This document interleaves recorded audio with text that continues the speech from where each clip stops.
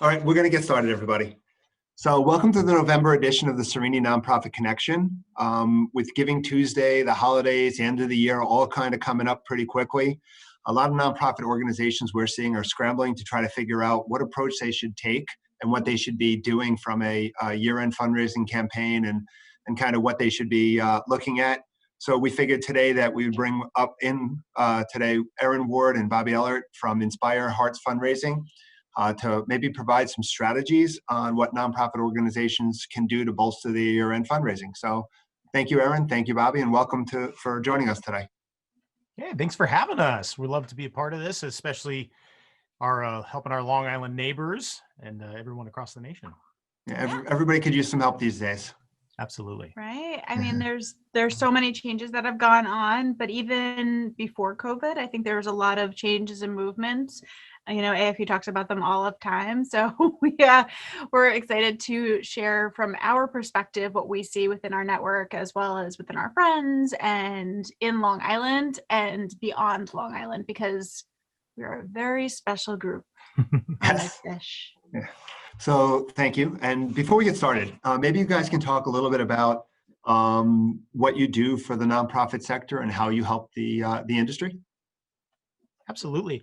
Well, Erin and I, we're both multi-generational auctioneers. We came from the auction world. We're both champion auctioneers, and we've been working in fundraising, God, for many, many years, over 20 plus years. How fast can you talk? How fast can you talk? Can you talk faster than me?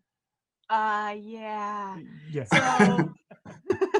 So it's funny, actually. New York auctioneers are like the slowest auctioneers in the world, but we talk the fastest. But yeah, we do the good old boy auction chant. So 100 bid at 2 would go 200 bid at 3 would go 300 bid at 4 would go 400 bid at 5. How about 500 would go 500? And 6 7 7 8 8 9 to 9 $9,000 right there. Now you're gonna get down and it's sold. That's our favorite 4-letter word. I didn't even realize they just made a big contribution.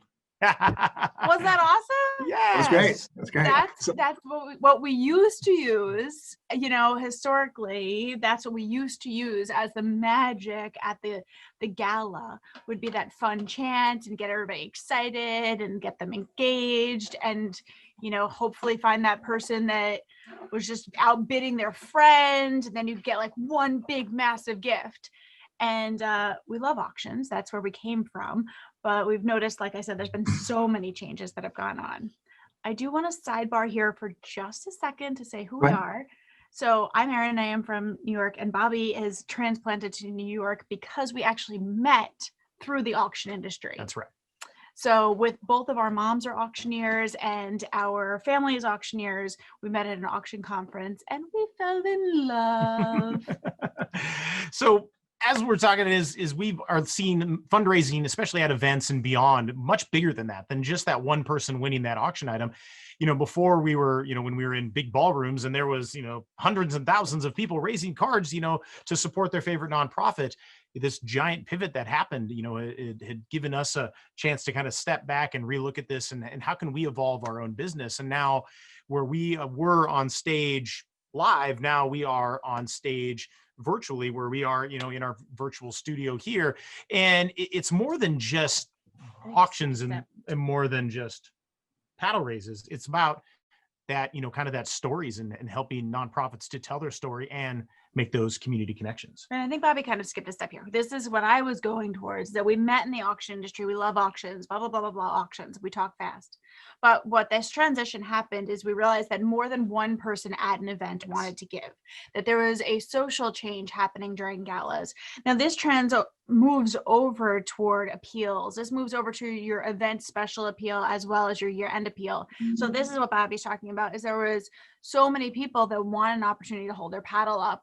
And we were only seeing in that auction was just one person got to hold it up. And so now we wanted a space for all people to hold up their paddles and everybody to be a part of an event. And that's where our love turned into Inspire Hearts Fundraising. We actually kind of walked away from the auction industry in a sense by saying, you know, a lot of our events don't even do auctions anymore. We just do what will be what we call a special appeal or paddle raise or cash call at an event.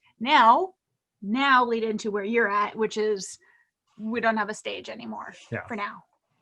So it's about telling the story. It's about inspiring the hearts of the donors that are on the other side of the screen, telling that story and connecting that community as strong as possible. And we'll be talking a lot about this later because it is strength in numbers and it's those relationships. And here we are in an electronic world, and it's hard to have that, human to human connection, but it is making that human to human relationship with the donor and the nonprofit, or maybe just a viewer, transforming that person into a donor, and then now getting them in that donor database and in that kind of that stewardship plan, in which then they can fall in love with this mission and all the great work that nonprofit is doing. I could tell this is going to be really, really fun for me to be able to ask questions, because with two auctioneers who talk really fast, I don't think I'm going to get a word in edgewise. Do I need to raise my hand if I want to ask a question? Totally. Yeah. So I guess, Bobby, you talked about, the need for nonprofits to kind of pivot and stuff. And because, and we'll get into later a little bit more about the virtual events and stuff. But right now, I really want to focus, since we are at that year-end place, and we are in a situation where we're looking at, year-end appeals, and nonprofits are trying to figure out what they're going to do over the next month and a half, 2 months, in terms of bringing in much needed dollars, because everybody seems to be down from a fundraising perspective. Let's start with, again, the year-end appeals. Do nonprofits need to look at things differently today than they have historically when they've done the year-end appeals? And what does that new year-end appeal look like? Yeah, absolutely. It's what was is no longer. If it was working before and you kind of push the button on the email and you send it out to, your giant, email list, and then dollars just kind of rolled in, it's not that way anymore. You have to stand out and really look at what, you were doing, and okay, this kind of worked, but it's look, you've got to invest into what will work. And it is connecting directly with those people, and then telling that story. People, donors give to so many different nonprofits, to where, they're talking about donor fatigue, and it might not be true, because they, people want to give, they want to be, very giving, but it's not the fact that you have a great story. It's the nonprofit that tells the best story is the one that's going to attract those donors, to them. And I know that storytelling is a big component of that. So I know that you were saying, how do we look beyond?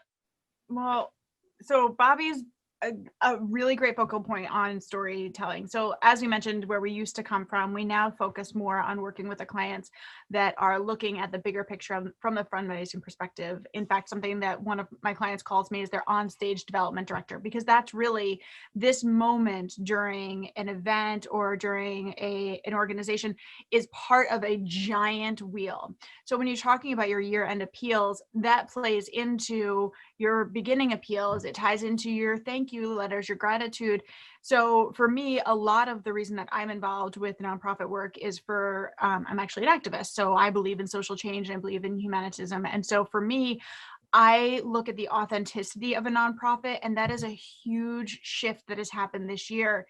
I think it's been happening for a long time. Again, going back to not just one big money guy is the center important person of an organization, but the entire community is part of something. So that ties in with your year-end appeal. Is now we have an opportunity to show your authenticity, show you, hey, this is who we are. Everything is ripped away right now. We're bones. This is what's happened to us this year. This is how we can't live without you. And it's really very clear and honest. And your donors are looking for that more than ever.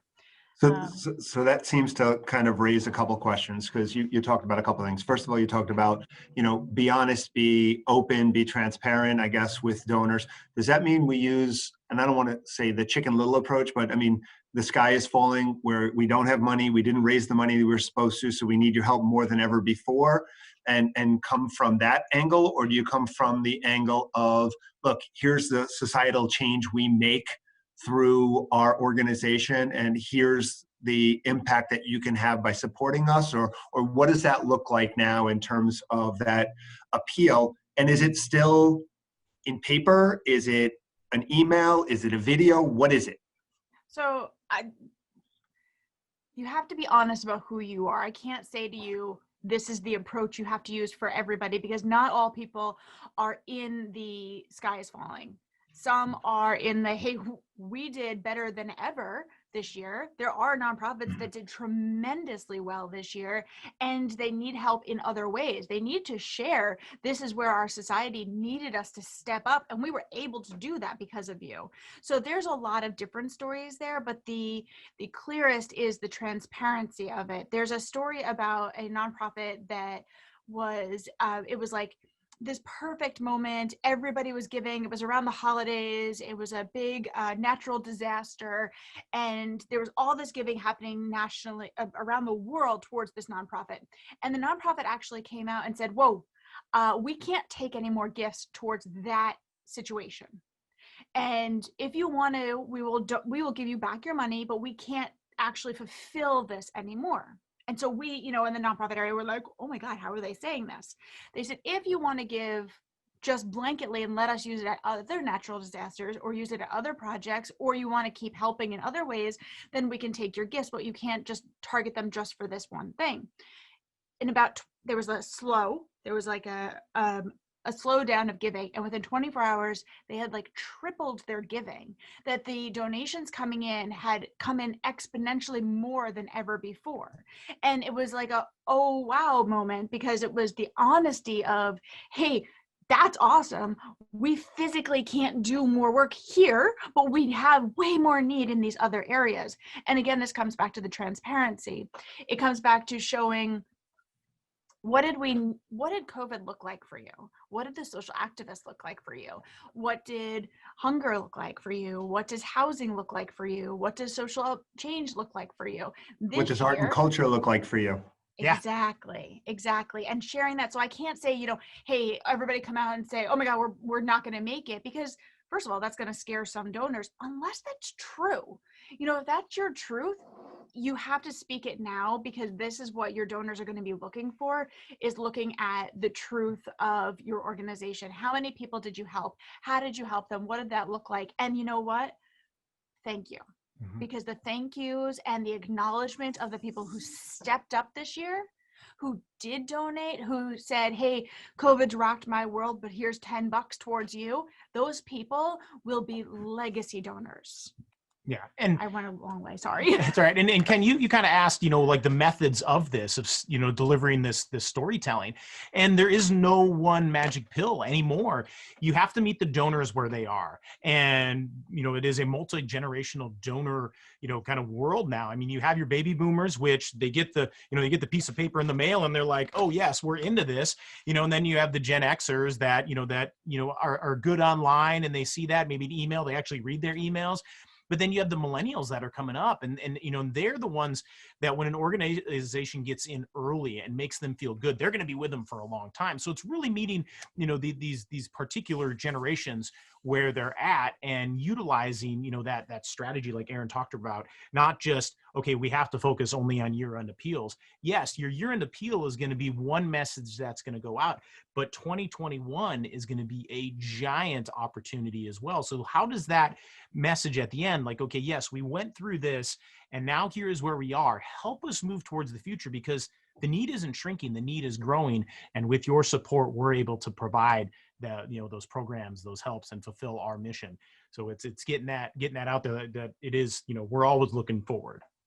It seems like we can't be in the same room anymore with people, and if we are in the same room, we're wearing masks, and we don't have that connectivity we once did. Right. How are you seeing nonprofits maybe trying to utilize that connectivity, that personal touch, that social aspect of things to kind of pull donors in? So that's a great question, because what kind of what we're talking to nonprofits about is a virtual event space, it's a virtual community gathering. Yeah. And it's yes, there's a lot of groups that are doing virtual galas, they're doing virtual fundraisers, they're doing things like that.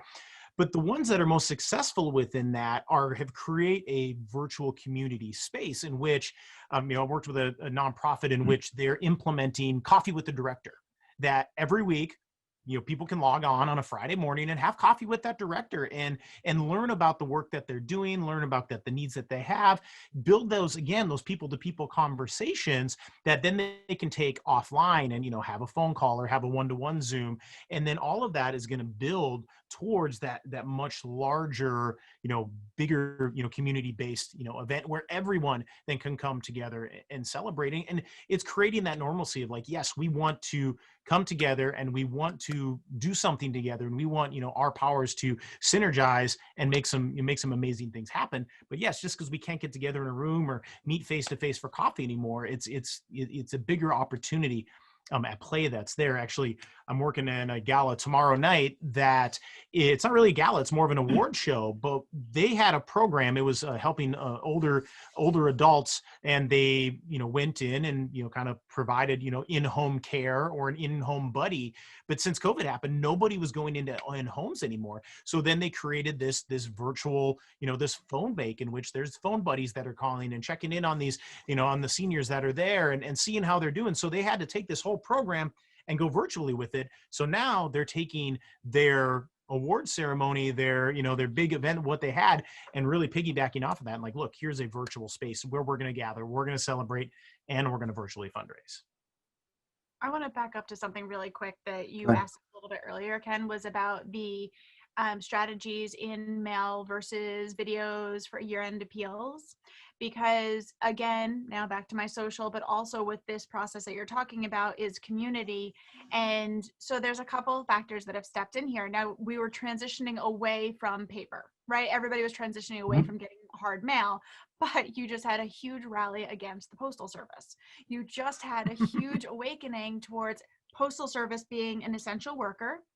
We get more things in the mail than ever before because our groceries come in the mail, our packages come in the mail. We're home to receive mail more than ever. So physical mail, I don't know about you, but I open junk mail these days because I'm a little bit like, I don't know what else to do. Like, it's either this or I'm on my phone again, and I'm like a little sick of my phone. So looking at that in terms of a way to communicate, a neighbor just told me about how she's handwriting Christmas cards this year. She's never done it. She normally prints them out, but she's like, no, I'm spending the time writing them. Those handwritten copies. One of my clients one year sent out cards from through the year. They had taken some photos, or through the generations, they had photos of people, and they actually took the time to print them and put them in thank you cards for their donors and send them out in holiday cards and send them out as a personal, like, hey, we're still thinking about you. This is what we did. But those personal touches coming out in a year-end appeal is a huge way to say, you're still here, you're still with us, and I don't know about you, but like I'm very isolated right now. I do know about you. We're all really isolated right now, and feeling our community step out and say, hey, I'm still here. You're still here. We still remember you. Let's write out some cards. That touch. There's one of the speeches we went to a seminar one time, and they said that somebody had like spilled what was it, the coffee mug? There was like a ring on the bottom of the coffee mug that had left a watermark like on the letters, and people read them more than any other letter because it showed it was like handmade, because it was like an actual like mistake. Or like if you write with your left hand and you smear your words, it's actually like people see it as, oh, this is a human and not a computer talking to me. Yeah, authenticity.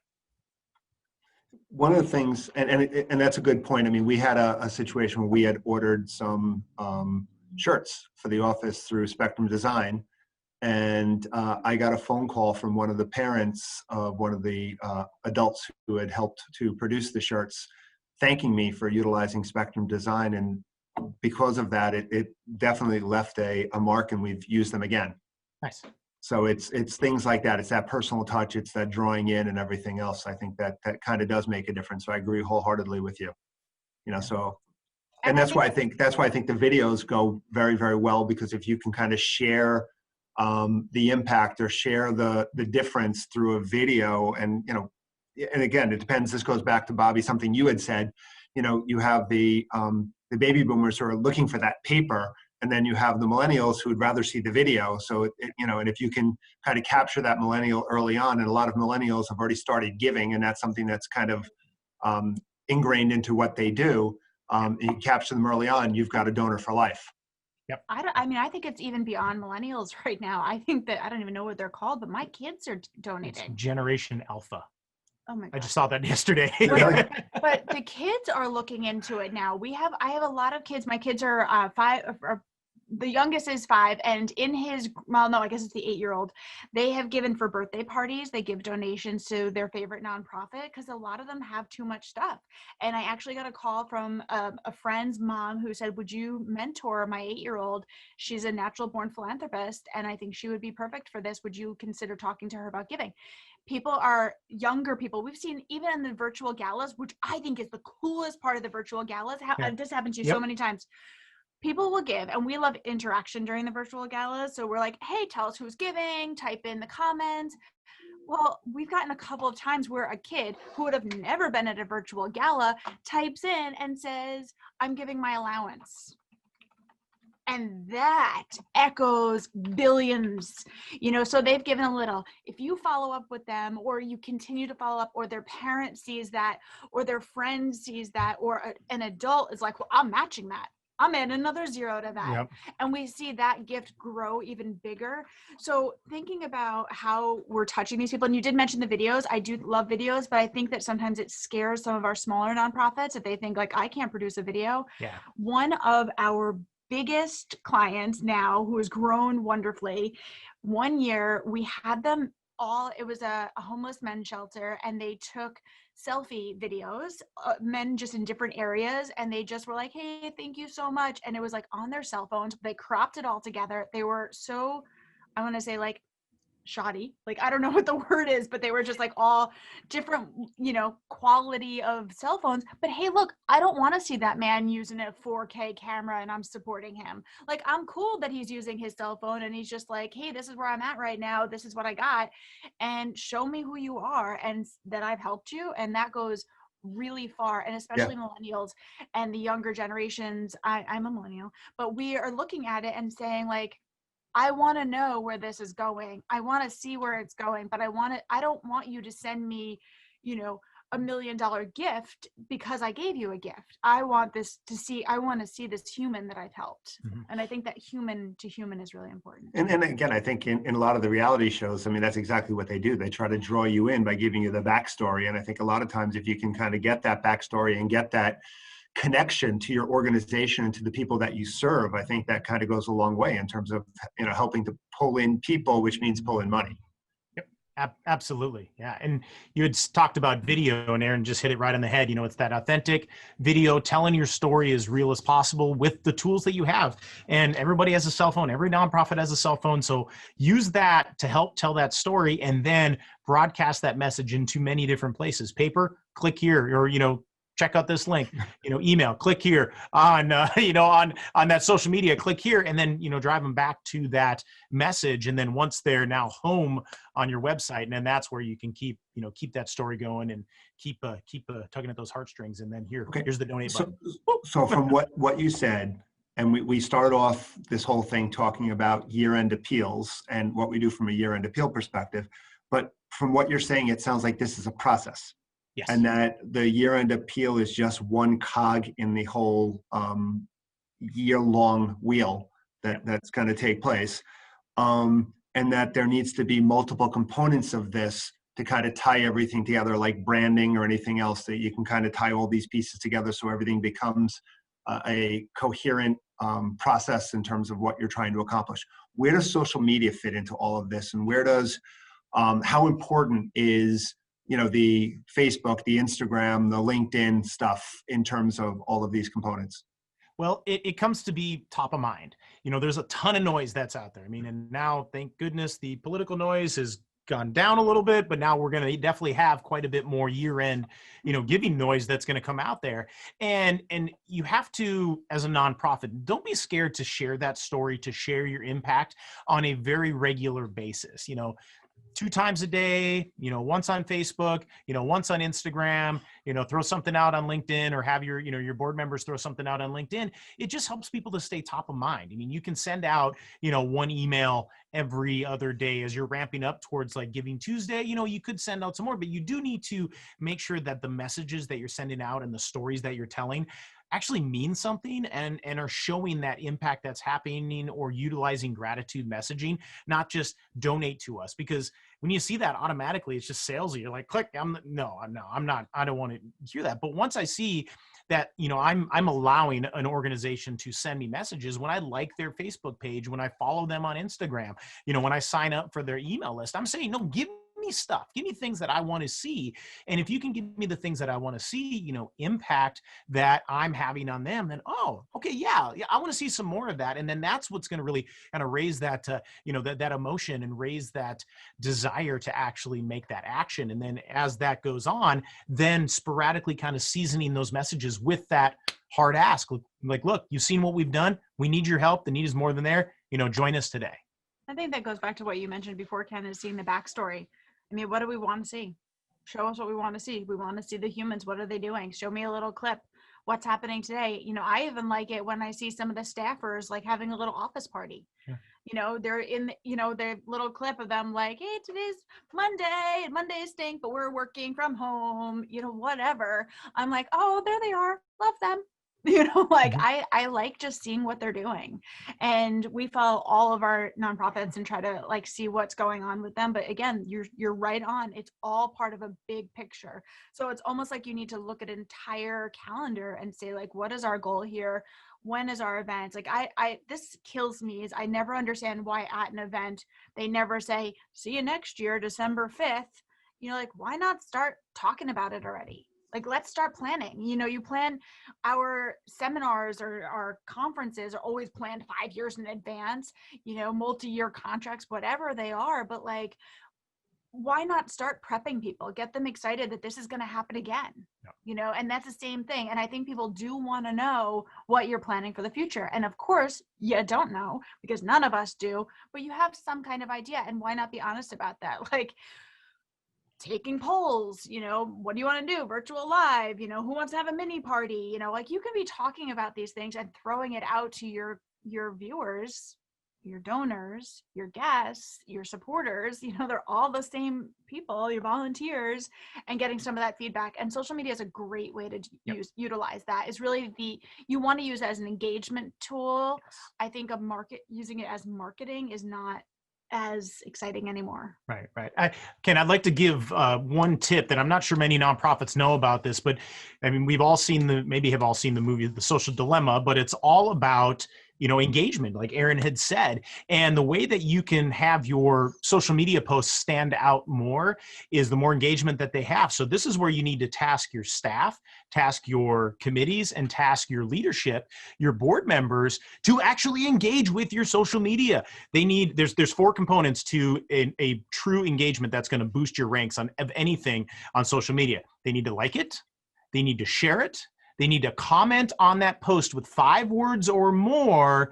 And there's usually a save button someplace, like to save it for later. And when Facebook and Instagram, they see that these things are happening, they're like, oh, this is a valuable post. We're going to push this up. We're going to make sure more people that see that. So it's kind of like a little hack that nonprofits can do to get more exposure within their social media without having to spend money on that advertising. Nice. Thanks for the little tip. Yeah. That's awesome. So, all right. So let's switch gears a little bit. So when we kind of think about, the whole aspect of, the appeal and everything. I mean, one of the things that, we've talked about paper, we've talked about, all these different things. What are you seeing in terms of when organizations do email blasts and stuff like that? How should they target those email messaging? Is it one size fits all? Is it targeted? How do you bifurcate your mailing list? What do you do? Well, in this, again, day and age full of noise, it's segmenting that list. It's like, okay, who currently gives to you? Who's on that reoccurring gift list? Let's have conversations with them. Let's show them the impact that they're having. So yes, you need to have conversations with them. And even if it's phone calls or handwritten letters, they're going to be the ones that are going to give again. Maybe there's lapsed donors. Let's have a conversation, be like, here, we've missed you. We want you to be a part of this. And this is what has happened in 2020. We need you to be a part of this. And then there's those that are non-performers. You know what? you could waste a lot of time on them and see just a couple dollars of ROI on that. But it's the 80-20 rule, the 20% of your donors are going to give you 80% of your funds. So now what we're suggesting is let's really double down on this 20% and give them a multitude of different ways to give. And whether it's one single gift or possibly monthly giving, here, help us to, keep these, kind of these monthly dollars roll in and be a part of our monthly giving program. And then asking them for one more valuable donation, which is their connections. And we always talk about the 5 T's of fundraising, time, talent, treasure. Everybody talks about that. Testimony, allow your donors to share their why. Like, here, give them a place to where they can share it. And social media is a great place to do that. Why do they love your organization? But then it's team. Who's on their team, their network. So be like, you know what? Yes, thank you so much for your donations. We would love for you to donate something more valuable than cash, and that's your connections. And if you could share this out in the world, tell people why you love us. And then this is an opportunity for their people, because they love you. They're like, oh, we love what you do and we respect you. Now that can help influence people to maybe make a small micro donation monthly. And if you can get a lot of micro donations, that's big dollars. Well, part of the reason people give is people give to people. Yeah, exactly. So if you can have somebody that they have so many contacts that you don't have contact with, right, they can draw them in and they can pull them into your organization, kind of help expand your list. Erin, it looks like you want to say something. Yeah, I'm a little bit confused about something that Bobby said. So I'm going to back up a bit about it, because you're talking about giving to the underperformers or the overperformers and things like that. So I have seen one of the biggest things with a lot of my clients this year with going to virtual events is an opportunity to talk to donors who maybe never had an opportunity to attend an event. Yep. And never have an opportunity to be part of something. And that also comes in again with year-end repeals. So we've seen a lot of people who are those people that, I had a client that last year's physical gala gave out a lot of guest tickets. The development director said, I'm buying, this many tables. She bought a couple tables. I want to invite everybody who handwrites a check. So if they had handwritten a check within the past couple of years, she invited them as her guest. So we're talking people who wrote like $20 checks, because these are people that actually took the mindset and the time to physically handwrite a check like every month for $5, $20, like that kind of gift. She invited them all. They then shared with their family. Now, these tend to be older donors. They had shared with families. They also had ended up seeing somebody who was $100 a year donor out of nowhere, just gave like an obscene amount of money, and they didn't see it coming. And so now this year, their focal point is on the annual givers or the monthly givers and looking at that relationships. So looking at some of those relationships that we maybe didn't have time to talk to previously. I think that, and then we talked about millennial givers earlier. They give something called test donations. And I am guilty of this 100%. I will give a little bit of money just to see what happens to it. How do you treat me? And if you treat me the way I want to be treated, which is with showing me what's happening, which is keeping me in the loop, which is saying thank you, any and all forms of this, you will get more gifts. And this is what they've studied, and they've come out saying that millennial donors give test donations, but they have major capacity to give, and they're about to inherit a lot more money. Mm-hmm. And they have a lot of them are working from home. They're making good money. They're fine. They're going to have to figure out what they're doing with their money. So there's a big opportunity to be looking at some of these smaller donations as bigger donations. But again, this is where transparency comes in and what that's going to look like. But also back to the virtual gala, this is an opportunity to invite somebody to the table that maybe wasn't going to buy a $200 ticket or a $10,000 ticket or a $50 ticket, whatever it's going to be. They weren't going to spend that money on going to an event, and now they get to see it. And I've seen a lot of virtual events that the money comes from other states, other countries, people that would have never attended an event, but now they want to see what their friend supports. And they have an opportunity to be there, but they wouldn't have flown in to go to the event. Yeah, and now being transformed from a viewer to a donor now gives the nonprofit permission to put them on that donor list and then send them that year-end appeal. So it's using your donors as ambassadors to now invite their friends in, right, their people into this, and saying, here, check this out. And then when they feel moved, they click that donate button, and now, boom, they're donors. And now you can, really steward that relationship up to bigger gifts. It might take some time, but there's $43 trillion that is going to be getting handed down here in the next 20 years. So why not get a hold of that? I'm more than happy to take a donation of some of that 43 trillion. So Yes. let's talk about those virtual events that you keep bringing up. What are maybe some of the more interesting or things or features or events that you've seen since we've kind of moved to this virtual world?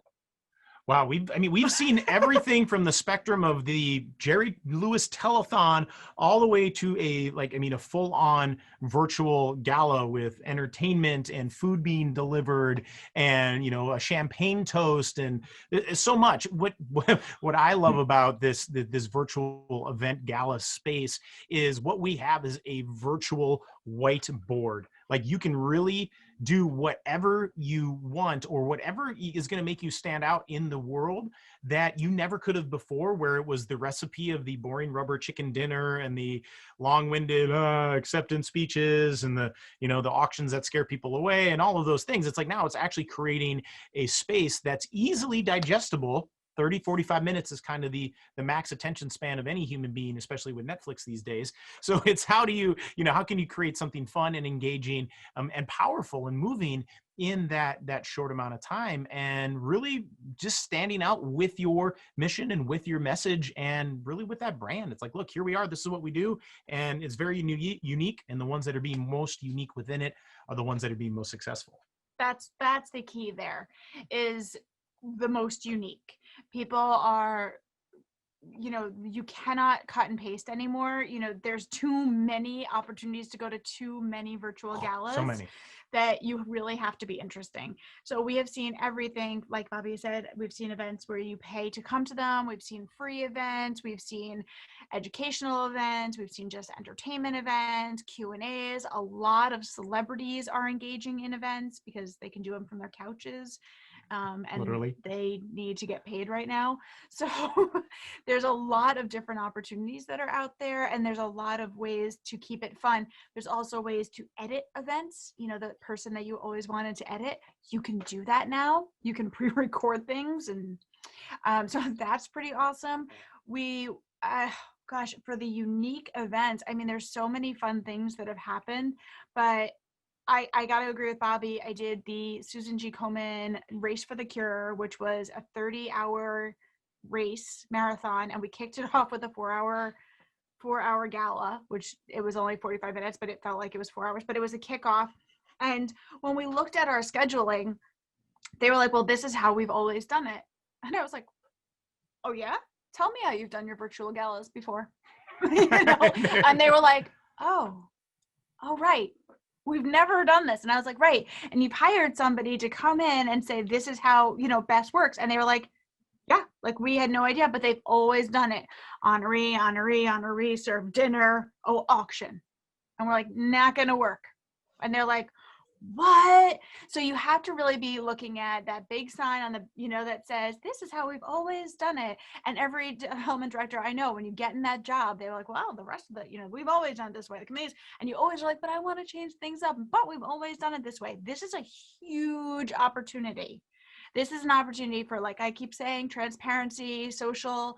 You have an opportunity to really say who you are as a nonprofit. What does it look like for you and your community specifically? Yeah. Are you the kind of group where everybody's going to show up and wear feathers? Are you the kind of group where everybody wants to dress up and wear ball gowns? There's one of our favorites out in Long Island, and I know that one of their major donors out in the Hamptons is going to show up in a gown. And I totally made a joke during the event, like, come on, Jane, show me your ball gown. And she Instagrammed a picture of her sitting on the couch with her computer in a ball gown. Yeah. Because I know how they are. Now, I've also got the groups that are like, show us your slippers you're wearing right now, or integrate, what they're doing. Bobby likes to shoot confetti cannons in our house because he wants to shoot them all the time. There's confetti all over our floor right now. So I gotta say though, having the live component with people, while I don't like full live events, having an aspect of it live and keeping it, like right now, people are watching this right now and they can see it live right now. So we can be like, yo, Hillary, I see you out there. I can comment to the people that we're seeing, hey, Paige, how's it going? Like, that feels cool. And if they're making donations, we can now, yeah, hi Hillary. See, like she feels like we're right here, and we are. Yeah. And my favorite too is that every time we've done galas, there's always people that like see us like this because there's the centerpiece, and I'm like, look, now I'm in your face. You can see me, eye contact. You're my front row table. That's You're right. the most important table right now. Yep. So there's some really cool aspects. I get very excited. I'm sorry. Yeah. So what sort of results are you seeing or nonprofits seeing from virtual versus in person? I mean, is there a correlation? Has there been any statistics in terms of kind of how they're doing? Well, I can tell you this for sure, that groups that are following through with a effective and an engaging virtual gala, they are netting more money than they did at their previous in-person galas. Because you look at the net, that's the whole point within this, is it's to make a profit. And so many times there was, tens, 50s, hundreds of thousands of dollars spent on all of the stuff to host a virtual gala, or not a virtual gala, an in-person gala, to where you can scrape all of that away and now get really down to what, is important. You need your storytelling. You need your storyteller, and then you need your way to broadcast that out in the world. And that's kind of it. So your overhead really shrinks, much, so you don't have that much overhead. And then now the opportunity to now cast a much wider net. Like Aaron said, we were getting donations from the Bahamas from one event. It was because they cast that net very wide, and they said, look, everybody, come be a part of this. Again, people helping people. And making it easy to give. So you have to have also that technology for individuals to go in and like, oh yes, I feel good, click, or, like Paige just said hi, to engage, within that, and having someone that's on the screen to be able to make that connection with the story, make that ask, and make people feel good, and really kind of do it on the fly. Because if it's all pre-recorded, it's just like watching a Netflix show where, everybody's like, okay, click, I'm gone. I want to go actually watch Netflix. But if you need that interaction. Yeah. Yep, you absolutely do. And we were big naysayers. I am going to admit this because again, came from the auction world. So to me, from the auction world, it's like, if I can't look into the whites of their eyes, how do I engage them? How do I keep them motivated? And it turns out we can do it. Yep. It really takes the right personality. You cannot have, I've had some doctors on that are getting a speech, and I'm like, we should pre-record that, man. Yep. Or she's going to read from a teleprompter the whole time. We can pre-record that. Yep. I've had TV MCs that we pre-record and we interact with. So who you're going to be putting on your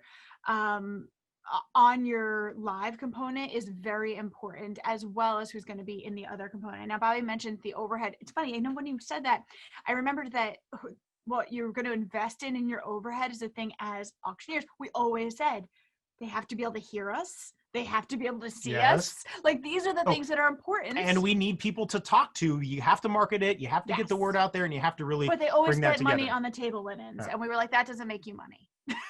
So there's like a lot of things that you can change. I also really want to quick throw in there that sponsorships have changed like huge, because the marketing for a sponsor during a virtual gala goes way beyond what happened at a 4-hour Hilton. Yes, definitely. Once we go back to, and then this will be the last question because we're definitely running out of time. This went so quick. But this is awesome. Once we go back to the world where we maybe can do live events going forward, are you seeing that or think that nonprofits should keep some aspect of virtual in their kind of cadre of events that they're going to be doing? Should there still be virtual aspects or virtual events, or what? Absolutely. Actually, on December the 1st, we're hosting a hybrid event seminar, much like this.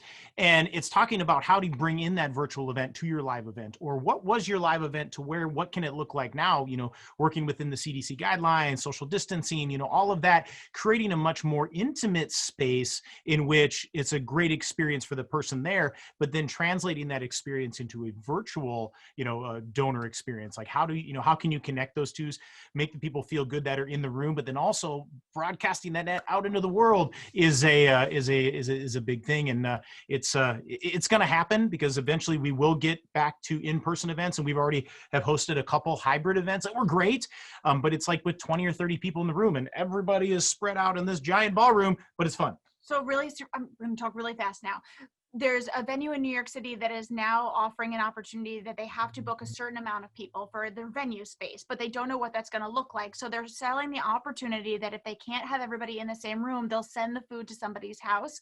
They will also send food trucks to mini parties. They will also host in person. So we will be in person, but we also have the opportunity to send some of our staff to other spaces as well. So we'll have little mini auctioneers all around in different mini parties, or we'll be hosting through televisions and through Skype or things, or not Skype, but Zoom. There we go. Back in the old days.